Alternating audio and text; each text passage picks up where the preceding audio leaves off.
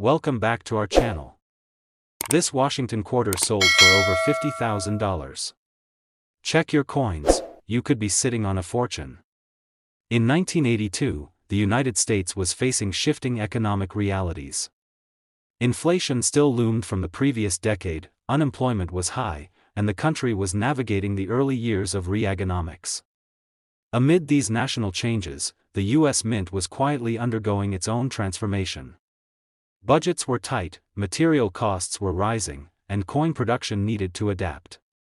In this backdrop, the 1982 U.S. quarter dollar emerged, not just as currency, but as a subtle participant in the turbulence of transition. Most of the quarters struck that year came from the Philadelphia and Denver mints, featuring George Washington's stoic profile and the familiar heraldic eagle on the reverse. The mint struck over 500 million quarters, most indistinguishable from one another. But 1982 wasn't a typical year for coinage. It marked the beginning of major material and production changes, particularly in the 1-cent coin. While quarters remained clad in copper-nickel, the ripple effects of change elsewhere sometimes spilled over, creating oddities where no one expected them. One such oddity would surface quietly, unnoticed for years. It sat for decades in a small coin jar owned by a retired machinist named Paul Kramer in Kansas. Paul had collected coins casually since the 1960s but never treated it as more than a side interest. He'd sorted dozens of quarter rolls into dated stacks and stored them in old tobacco tins. In early 2013, while preparing to downsize and move closer to his family, Paul revisited his collection, deciding to pass some of it along to his grandson. That's when he noticed something odd. Among the 1982 quarters, one felt different. It was smoother, the edge more rounded than expected. It didn't have the telltale copper core visible on the coin side, it appeared uniform in color all the way through. Puzzled, Paul placed it on a basic scale. It weighed 5.31 grams. That was over the standard 5.67 grams expected for a clad quarter. That shouldn't happen. Still, the surface detail was strong, the rim fully struck, the luster bright and sharp. Nothing about the design appeared out of place. Paul's curiosity led him to a local coin show. A dealer there, intrigued, examined it under magnification and then asked to weigh it again on a more precise scale. The reading came back at 5.44 grams, too heavy for a clad coin, yet too light for the older 90% silver quarters phased out in 1964. The dealer suggested sending it in for professional grading. Weeks later, the coin returned with a detailed report. 1982 Washington quarter. Struck on experimental planchet. 58 Australian dollars. The planchet was determined to be a nickel-rich alloy not typically used for quarters. Its exact origin was unclear, but its composition did not match the standard clad layers of the period. The grading company speculated that it may have been part of internal mint testing for alternative metals, tests that were never intended to result in circulated strikes. The story could have ended there, with a unique anomaly attributed to mint experimentation. But it didn't. A year later, another coin surfaced, this time in Oregon. Also dated 1982, and also bearing no mint mark, this quarter displayed similar weight discrepancies.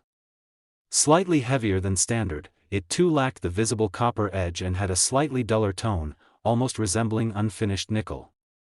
Independent analysis confirmed the alloy was again non-standard, a match to nickel-brass composition used in certain foreign coins manufactured by the U.S. Mint under contract decades earlier. This raised questions. Why were planchets used in foreign coin production appearing in 1982 U.S. quarters? Could this have been a one-off mistake, or was there a deeper, undocumented production overlap? In 2016, another breakthrough came. A collector in Maryland acquired a roll of 1982 quarters from a retired bank manager who had preserved them untouched since the year of issue. Inside the roll was a quarter that stood out, not because of its color or weight, but because of its sound. When dropped, it didn't ring like the others. It gave off a dull clink, almost like aluminum.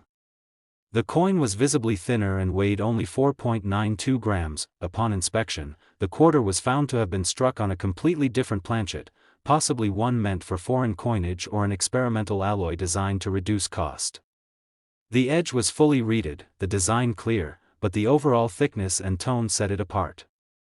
Another mystery coin added to the growing catalog of anomalies from the same year. As more of these error coins appeared, a clearer pattern began to emerge.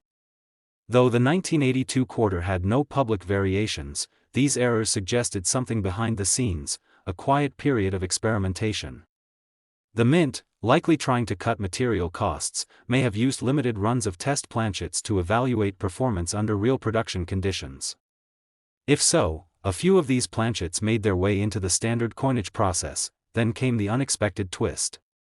In 2020, a researcher reviewing internal Mint procurement documents from the early 1980s discovered a memo indicating that blank planchets from previous foreign contracts had been retained and could be reassigned for testing. Though no direct link to quarter production was made, the timeline aligned with the anomalies seen in the 1982 quarters. These leftover blanks, potentially nickel-brass or manganese-based alloys, may have been repurposed in small test batches, and some of those coins slipped past inspection and into public circulation. What made the error quarters so compelling was not just their metallurgical mystery but how they behaved. They showed differences in strike sharpness, coloration, edge reading, and even durability. Some wore more quickly than others, and some displayed unique luster patterns. Each coin was like a fingerprint, subtly distinct, undeniably real, and hiding a history of improvisation. Today, less than 24 authenticated examples of 1982 Washington quarters struck on off-metal or experimental planchets have been confirmed. Each discovery has deepened the enigma, linking a year of economic adjustment with quiet trial runs in the Mint's production process. Paul's coin, the first to be widely recognized, remains in his family's collection. His grandson, now a committed collector, still shows it off at coin conventions. It has become more than a rare item, it's a legacy, a testament to curiosity, and a reminder that even the most ordinary objects can carry extraordinary stories when looked at closely. The 1982 US $quarter coin, when authenticated as an off-metal error or experimental strike, now carries a collector value ranging from $46,000 to $114,000 depending on condition, alloy type, and rarity. It remains one of the quiet triumphs of American numismatic discovery, a coin that shouldn't exist, yet proves that history always leaves a trace, even in something as small as pocket change. In 1988, the United States stood in a moment of cultural shift. The Cold War was nearing its quiet end, technology was creeping into homes with the growing presence of personal computers, and Wall Street buzzed with confidence. In Washington, D.C., fiscal policy was tightening, but across the nation, the rhythm of daily life remained steady. Every day, coins exchanged hands for morning coffees, gas station purchases, and payphones that still rang on street corners. Among these, the 1988 Washington quarter seemed no more than routine, a 25-cent piece, struck with efficiency, and destined to circulate unnoticed. But buried deep within that year's production was an anomaly, a silent error so subtle and so rare that it would take decades for its full value to be understood. The Philadelphia and Denver mints were responsible for producing hundreds of millions of these quarters. Each carried the classic design, George Washington's profile facing left, liberty above his head, and the date below. The reverse bore the heraldic eagle clutching arrows and olive branches.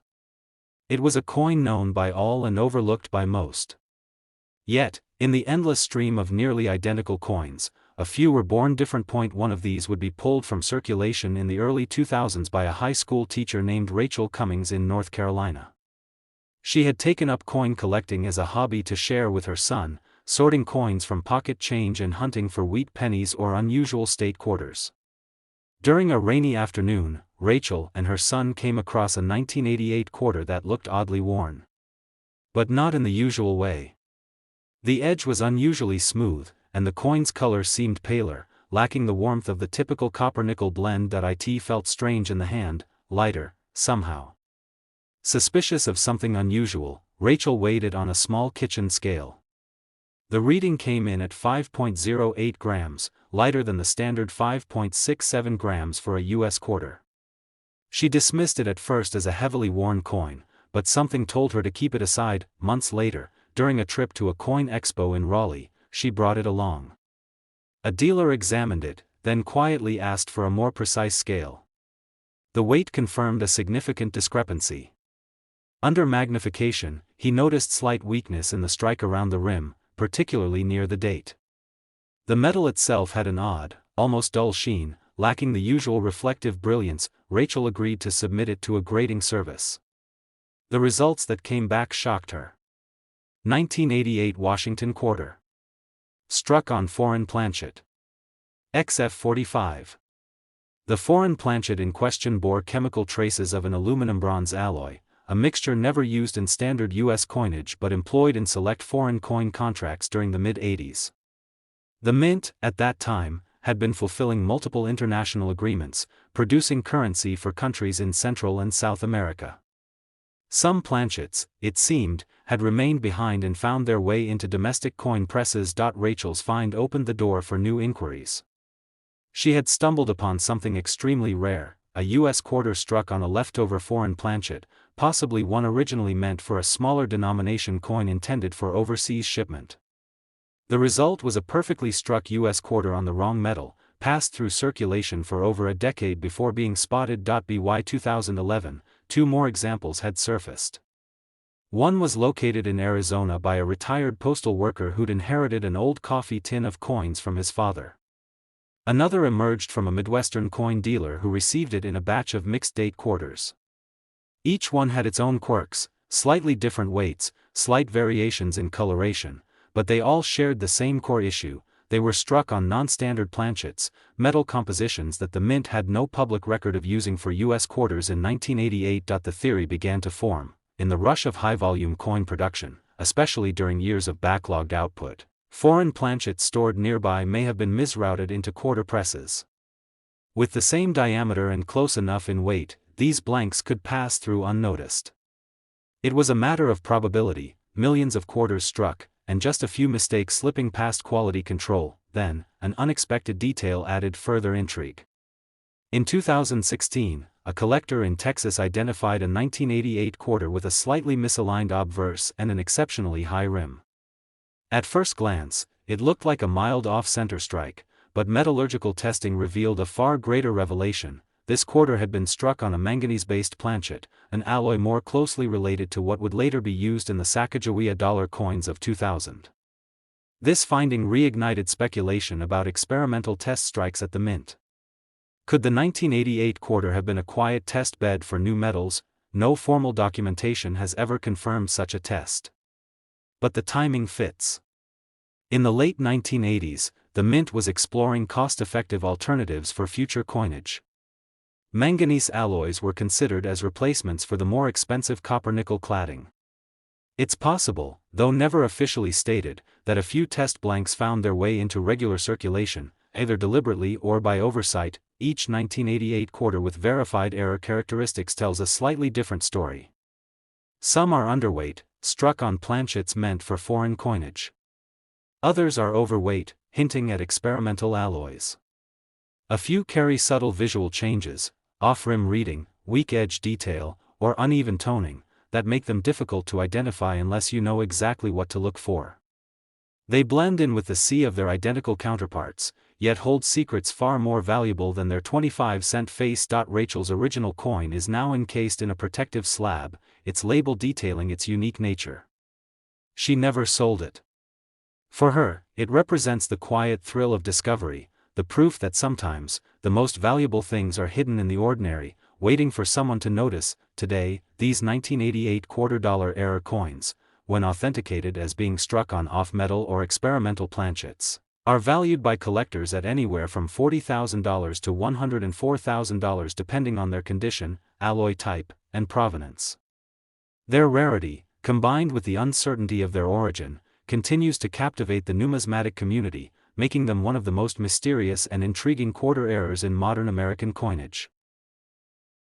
In 1992, America stood at the crossroads of a changing world. The Cold War had thawed, the Gulf War was fresh in memory, and the economy was grappling with uncertainty.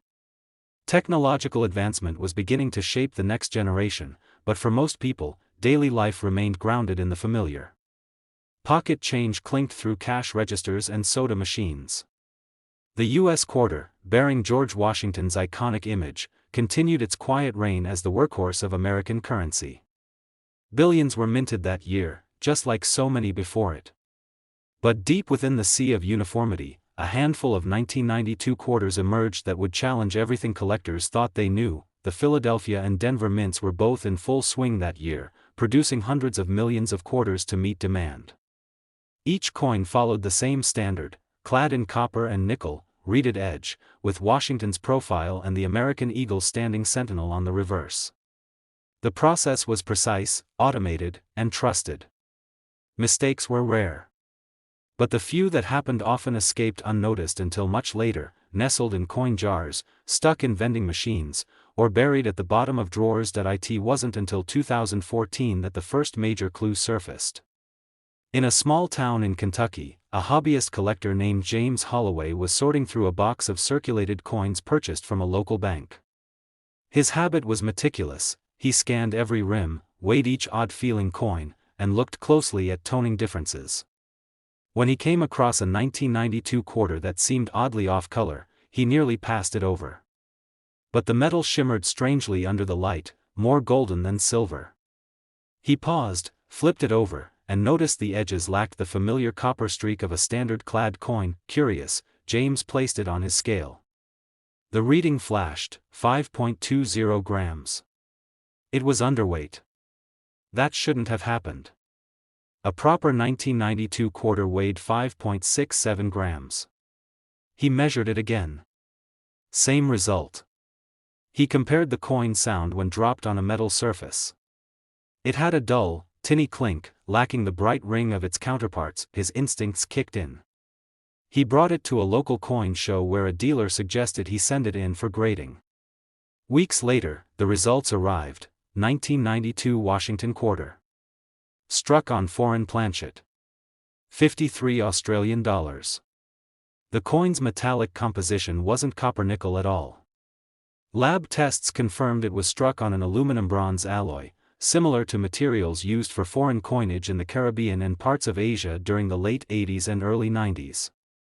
Somehow, a blank planchet intended for another country had made its way into the domestic production line of the U.S. Mint. Word spread quickly in the numismatic world. Collectors and researchers began examining other 1,992 quarters for signs of similar anomalies. A few surfaced. One in California, another in Ohio. Each had unique characteristics. Some were slightly overweight, others underweight. Some had a golden or pale gray hue. All lacked the telltale signs of the standard-clad construction. Their edges appeared smooth, their reading shallow or uneven, and their color was unmistakably different once spotted. By 2017, the error had caught the attention of researchers who proposed a fascinating theory. In the early 1990s, the U.S. Mint was fulfilling contracts to strike coins for several foreign nations. To speed up production and manage inventory, planchets for different countries were often stored and handled in the same facilities as domestic blanks. A small number of foreign planchets, they suggested, had inadvertently been fed into quarter presses, creating a batch of error coins never meant to exist. Unlike common minting flaws, like off-center strikes or die cracks, these were errors of material. To the untrained eye, the coins looked ordinary. But they weighed differently, sounded differently, and wore differently over time. A few displayed softness in the strike, especially around Washington's hair and the word Liberty. The fields on both sides lacked full brilliance, instead giving off a matte or muted glow. Then came a deeper twist. One quarter, discovered in Florida in 2019, was authenticated as being struck on a copper-zinc planchet more commonly associated with 1-cent coins. Its weight? 3.94 grams. The strike was strong, the design well-centered, and yet the surface bore a slight reddish tint beneath the patina of circulation. That meant it was likely struck on a penny blank, an extraordinary crossover error that could only occur in specific, almost impossible conditions. How had so many distinct materials been used in the same production year without immediate detection? One theory posited a transition year in mint equipment calibration. It's possible that press settings, designed to accommodate both domestic and international contracts, were mistakenly left unchanged between shifts. With high-speed machinery and millions of coins struck daily, a few outliers could have slipped through, never seen or questioned until years later. For collectors, the rarity wasn't just in the error, it was in the subtlety. These coins had been hidden in plain sight, surviving decades of circulation, overlooked again and again. It required patience, precision, and intuition to find one. The thrill of the hunt became a story of transformation, a single overlooked quarter becoming a treasured rarity because someone took the time to notice what didn't belong. James Holloway's coin remains one of the finest examples known. Its soft golden tone and slight strike weakness are barely noticeable without proper lighting and scale. But for those who understand what they're seeing, it's an undeniable treasure. He keeps it in a protective case on his desk, a daily reminder that even the most ordinary things can become extraordinary under close inspection. Today, the 1992 US $quarter coin, when struck on the wrong planchet or exhibiting verified metallurgical errors, holds immense value in the collector's market. Depending on its condition, weight, and the uniqueness of the planchet, it can fetch between $36,000 and $95,000 at auction or private sale. A simple quarter that once bought a gumball now represents a legacy of oversight, discovery, and the enduring magic of American numismatics. In 1996, the United States was embracing a wave of optimism. The economy was on the rise, the internet had begun to reshape daily life, and the world was changing faster than ever. Amid this transformation, Americans continued their routines, passing coins from hand to hand, unaware that even in this time of progress, a handful of errors from the past would go unnoticed for decades. The 1996 US $quarter was never expected to become a conversation piece, let alone a high-value rarity. It was just another quarter, one of more than 1 billion minted that year. But hidden among the masses, a subtle mistake had occurred, and the weight of its significance would only be felt years later by the few who had the patience to look closely. The quarter, as always, bore George Washington's dignified profile on the obverse, the word Liberty standing above, and the date 1996 just below. The reverse showed the classic heraldic eagle perched with wings outstretched, surrounded by the inscriptions United States of America and $quarter. The Denver and Philadelphia mints produced these coins with practiced efficiency. Yet in that precision, something had gone quietly wrong. The first signs of an unusual 1996 quarter emerged from a coin collector in Oregon, someone with a sharp eye and a habit of inspecting spare change. Andrea Lewis had been sorting through a box of unsorted quarters, hoping to find silver from earlier decades or perhaps a double-die state quarter. Instead, she picked up a coin that felt oddly light in her hand. When she dropped it on a wooden table, the sound was off, softer, lower, almost like a foreign coin. The surface shimmered faintly gold, a hue she couldn't recall seeing on a modern quarter. She took out her pocket scale. The number that appeared, 5.20 grams, didn't match the standard 5.67 grams of a clad quarter. At first, Andrea suspected environmental damage or heavy wear. But this coin didn't look worn down, it looked different. The edge, typically showing a clear sandwich of copper and nickel, was mostly a single pale tone, with a few faint traces of copper barely visible. She set it aside. The more she looked at it, the more convinced she became that this was something unusual. The strike seemed slightly off, subtle weakness around the eagle's feathers and an odd softness in Washington's jawline. She brought it to a local numismatic club for review. A dealer, intrigued by the color and weight, suggested a deeper test. Weeks later, after submitting the coin to a grading service, Andrea got the confirmation she hadn't dared to expect: 1996 Washington quarter. Struck on a foreign planchet. $50 Australian. The planchet wasn't copper-nickel clad but an alloy composed primarily of bronze, used in foreign coin contracts fulfilled by the U.S. Mint in prior years. The revelation drew immediate interest. Other collectors, curious about Andrea's discovery, began combing their 1996 quarters for anything out of the ordinary. A few surfaced. One from a Midwest estate auction showed a similar off-color tone and a smooth edge with barely visible reading. Another turned up in a lot of pocket change saved in a retired banker's desk drawer, misidentified as a discolored coin for decades. Theories began to form. The Mint, it was known, occasionally used its facilities to produce coins for foreign nations. Planchets for these contracts were stored separately, but not always securely. In years of high demand or equipment shifts, it was possible, just barely, that a handful of these foreign planchets could have been misfed into the quarter press. Their diameter matched closely enough to pass through undetected, even if their weight and composition didn't. Even more curious was the emergence of a 1996 quarter struck on a copper-zinc planchet typically used for U.S. pennies. This coin, weighing under 4 grams, bore a nearly complete strike but was easily missed due to its reddish-gold coloration. Found in New Hampshire in 2019, it was sent for testing and confirmed as an accidental strike on a 1-cent planchet.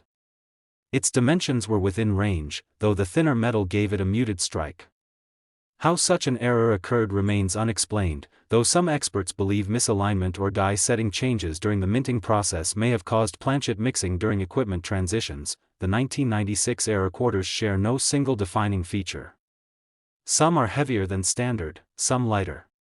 Some have a dull golden hue, while others carry a more silver-gray wash. The edge reading varies, from uneven to faint to absent entirely. But the real clue lies in the feel, the sound, the tone of the metal, and the slightest imperfections in strike quality. These are not glaring errors that leap out from the coin pile, they are hidden gems, requiring patience, observation, and a little bit of luck to identify. The discovery of these errors led to renewed interest in other coins from the 1990s. Collectors began reviewing their holdings with fresh eyes, asking new questions about the consistency of minting during that decade. Was 1996 a particularly chaotic year at the mint? Or were these anomalies just overlooked by a system designed for quantity over scrutiny? What makes the 1996 quarter error so fascinating is that it hides in plain sight. There are no dramatic off-center strikes, no missing elements. There is only a feeling, a subtle difference in color, weight, sound, and texture. A difference that, when recognized, transforms the coin from a mundane object into something rare and irreplaceable. Andrea Lewis kept her coin. Not just for its potential value, but for the story it represents. A story of overlooked moments, of trusting your curiosity, and of discovering worth in something everyone else dismissed as ordinary. Today, the 1996 US $quarter coin, when confirmed as being struck on the wrong planchet or composed of an unusual metal alloy, is valued between $30,000 and $80,000 depending on its condition, composition, and provenance. For a coin originally worth 25 cents, it stands as a quiet reminder that sometimes the smallest differences are worth the closest attention.